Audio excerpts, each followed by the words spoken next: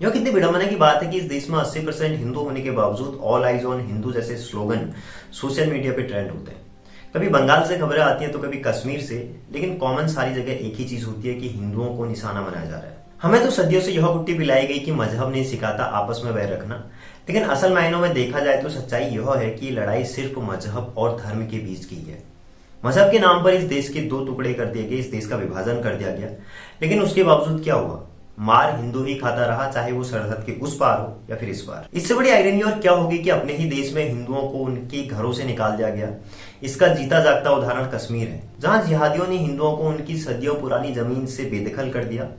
और ये त्रासदी सिर्फ कश्मीर तक ही नहीं रुकी, बल्कि कैराना, बंगाल, केरला तक पहुंच गई, जहां हिंदुओं को अपनी ही जमीन छोड़कर पलायन करने पर मजबूर होना पड़ा।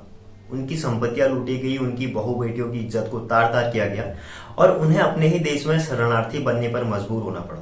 पहलगाम में आतंकियों ने लोगों की पहचान पूछकर उनकी पैंट उतरवाकर ये सुनिश्चित किया कि वो हिंदू हैं या नहीं। उन्हें कलमा पढ़ने के लिए बोला गया ताकि हिंदू और गैर हिंदू में पहचान की जा सके, और जब उन्होंने कन्फर्म कर लिया तो उन्होंने लोगों को बेरहमी से मार डाला। इससे स्पष्ट है कि आतंकियों का लक्ष्य सिर्फ हिंदू थे, न कि उनकी कुल, जाति, गोत्र या खानदान।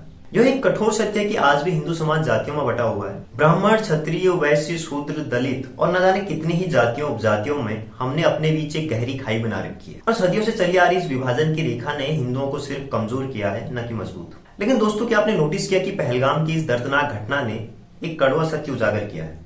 आतंकियों ने लोगों से उनकी जातियां नहीं पूछी, उनका गोत्र नहीं पूछा, पूछी तो सिर्फ एक चीज कि क्या तुम हिंदू हो? और जो लोग हिंदू थे उन्हें हिंदू होने की कीमत अपनी जान देकर चुकानी पड़ी। दोस्तों, अब यही समय है कि हम अपने कुल, गोत्र, जातियों के बंधनों से ऊपर उठें और वो जो खाई हमने खुद बनाई है उसे मिटा दें और एकजुट होकर हम हिंदू हो जाएं। जब दुश्मन हमारी जाति नहीं पूछता, जब मौत हमारी जाति, कुल, गोत्र पूछकर नहीं आती, तो हम फिर इस विभाजन को क्यों ढो रहे हैं? आज आवश्यकता है कि हम खुद को ब्राह्मण, वैश्य, शूद्र, दलित कहने से पहले ये कहें कि हम सब हिंदू हैं।